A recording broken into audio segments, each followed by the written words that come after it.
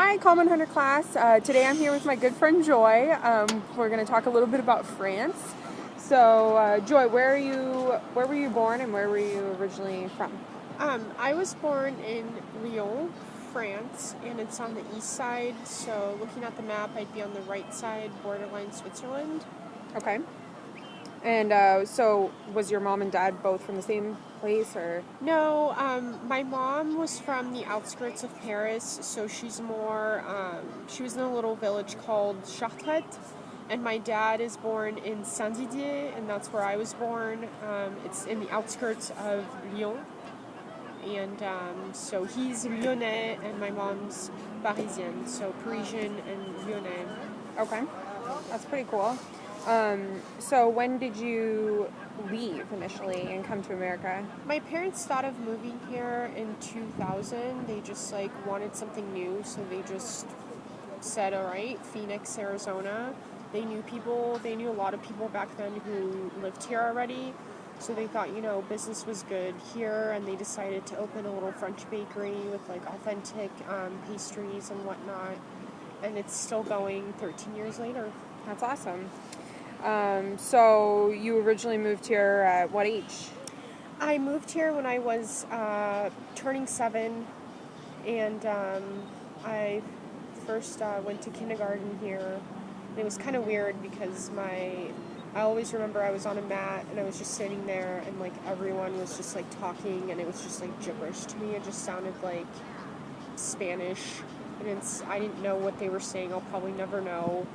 And so that's when I kind of had to take ESL classes and kind of be apart from everyone for a while. And it was a little weird at first because, you don't really know what you're doing. You're learning this new language, but you speak this other language, and it's just kind of weird to kind of process at that age. So, you were taking both regular classes and ESL classes? Yeah, and it was more secluded. I would go to the class, realize I didn't understand anything, so I think for a while I went to ESL just by myself, and they just taught me. I think it was a lady actually who spoke French, and she would talk to me about the English, grammar and everything, and then I would go back into the regular classes and try to adapt. And in 2 months, I was bilingual. Do you think it was harder for you to speak the language, or was it more easier for you to speak versus write or read? I think it was just harder to. I'd say speaking it went by really fast because I think when you're at a young age, your brain is like a sponge. So it just went by really quick to catch on to things. I would just start saying hello and know how to just say hi to people and adapt with them. Reading and writing just came along, I think, and it wasn't. I wouldn't remember exactly, but it wasn't that hard as far as just learning it. I mean, I think I just had the right care, the ESL and everything. You picked up on it pretty quickly. Yeah, if I didn't go through it, I think it would have been a little more difficult. Did you speak English at home, or was it more French at home and then English in school, or? It was always French with my parents and my brothers and sisters. It was just always French, and no matter what English homework I had, we would speak in French to figure it out in English. So I think that's why. That's just why I don't have an accent. I think an American accent when I speak French, or a French accent when I speak English, and so I think it just clicked. And I don't know a lot of people that end up being that way.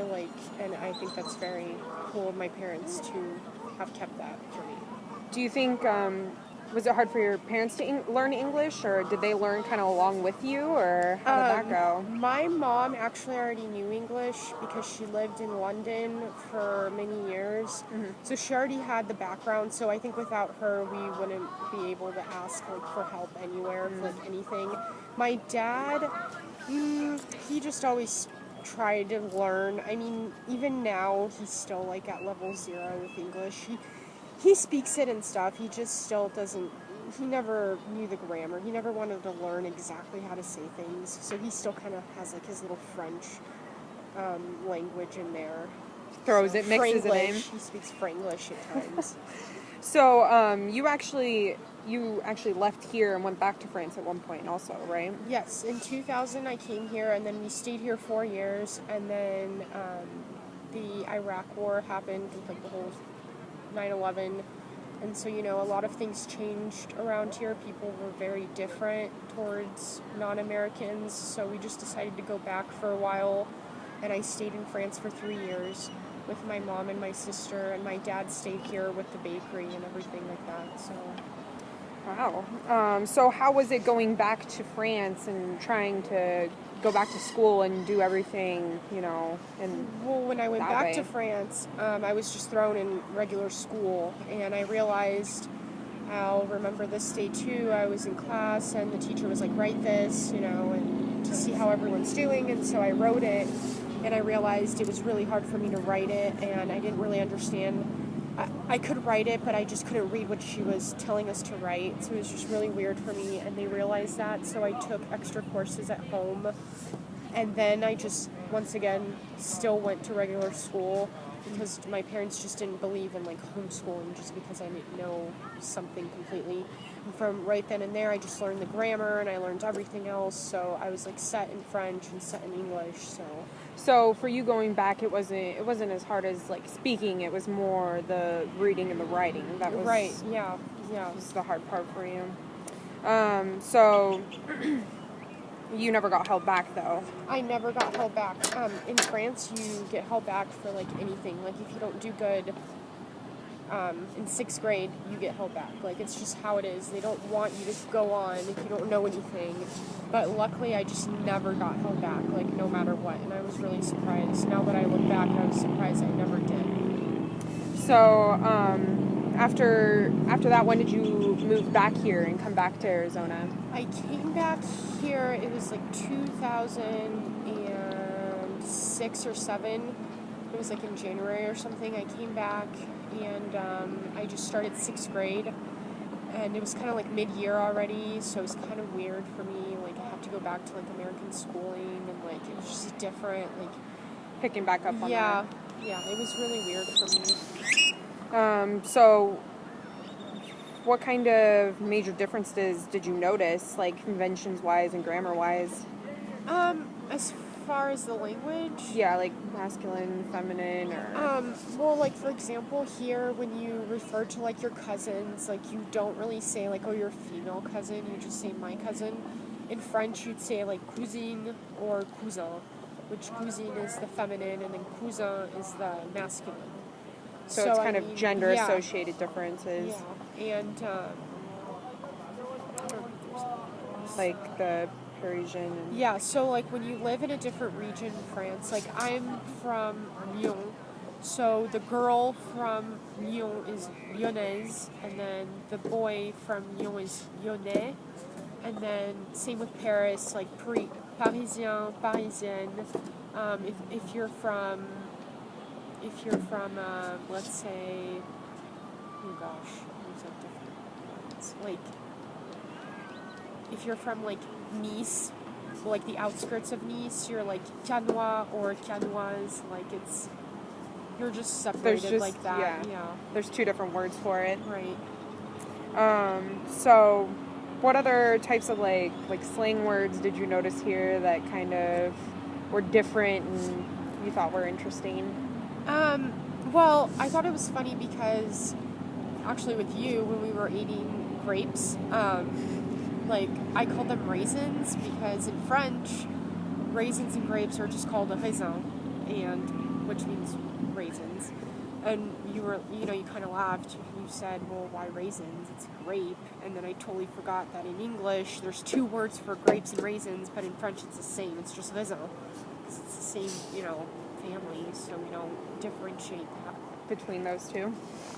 And then I know you said, like, for like New Year's, how we just say, like, Happy New Year. You guys have... Right. Yeah, we say, if I had to translate in English, we say good year, good health. So, bonne année, bonne santé. And we just have to say that for, like, 2 months. Like, if you don't talk to if you forget to talk to someone and you talk to them, like, 2 months later, you have to say it, like, automatically on the phone, or, like, you can't miss saying that. It's just kind of, like, inappropriate if you forget. And, like, it's just like a good luck charm that everyone tells you. In France we smoke a lot, so I mean, we do need good health. And, So. Those wishes. And then also, I know we were talking about how, like, money, sometimes we refer to money as dough here. You use, We use, here it's dough, and here it's, in France it's blé, so B-L-E with an accent, and it means wheat. So, like, I think it's funny how here it's dough, like, cookie dough or whatever, and then us, it's like we actually say wheat for money, so, I mean, it's kind of similar. We're using two objects, but, I mean, it's different meanings. I couldn't say dough, and dough would not mean money in French. right. It just sound weird.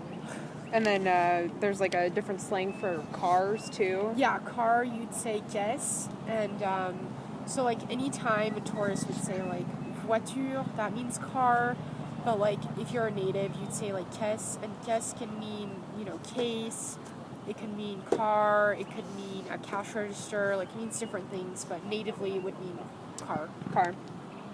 That's pretty interesting. Well, thank you for sharing with us. I'm glad that you're here, and I think you have an awesome, unique background, so Thank you. I think people definitely appreciate that. Thank you there, Joy. No problem. See ya. Au revoir.